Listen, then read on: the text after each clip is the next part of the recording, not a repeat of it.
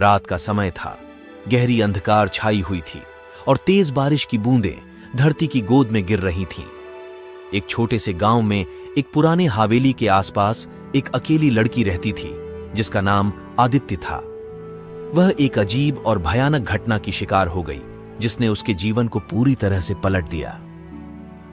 आदित्य के पिताजी का निधन हो चुका था और उसकी मां बीमार थी, जिससे उसकी चिंता और बढ़ गई। उसे सोने के लिए कभी कभी अपने कमरे के बाहर जाना पड़ता था, क्योंकि उसका कमरा हवेली के कोने में था और वहां अकेलापन महसूस होता था। एक रात जब बारिश की बूंदें गांव को डरावनी आवाजों से भर रही थीं, आदित्य ने अपने कमरे में अकेले सोने का निश्चय किया। वह अपने बिस्तर पर लेटी और धीरे धीरे नींद की ओर मुड़ी।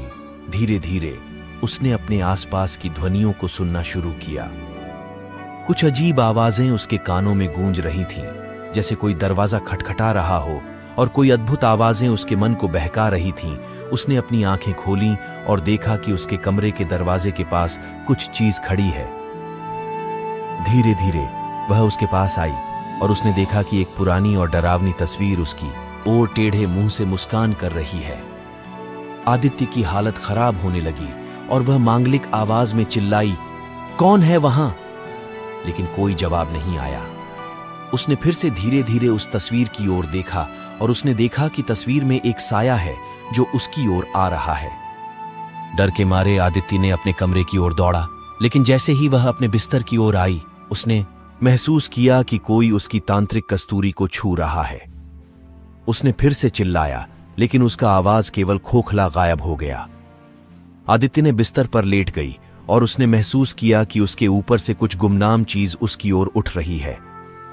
वह अपनी आंखें खोली और उसने देखा कि एक डरावनी और भयानक आत्मा उसके ऊपर से उच्चालित हो रही है। आदित्य के हृदय में डर और भय ने बढ़ा दिया।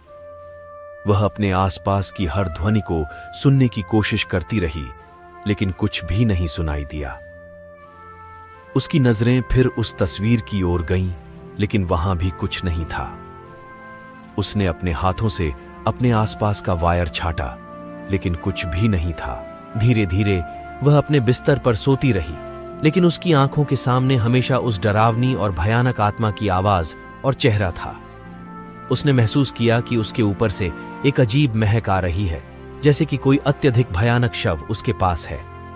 आदित्य के दिल की धड़कनें तेज हो गईं और उसने महसूस किया कि उसकी सांसें भी तेज हो रही हैं। वह अपनी आंखें बंद करके बैठ गई और धीरे धीरे उसने महसूस किया कि उसका शरीर उस आत्मा के साथ गतिमान हो रहा है। वह एक साया के रूप में आत्मा के साथ गई और उसके हाथों में आंधी तूफान की ताकत है।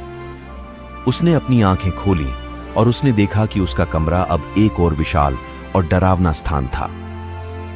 उसकी मां की तस्वीर फिर से उसके आगे आई और उसने महसूस किया कि वह एक अनजान महक के साथ घटित हो रहा है। आदित्य के हृदय में एक अजीब सा भय और डर ने आवाज बुलंद कर दी और उसने महसूस किया कि उसके चारों ओर कुछ अनजान साए हैं जो उसकी ओर बढ़ रहे हैं। वह चिल्लाई, लेकिन कोई जवाब नहीं आया। उसने अपनी आंखें बंद की और उसने महसूस किया कि उसका शरीर अब उस भयानक और डरावने स्थान के साथ एक हो चुका है।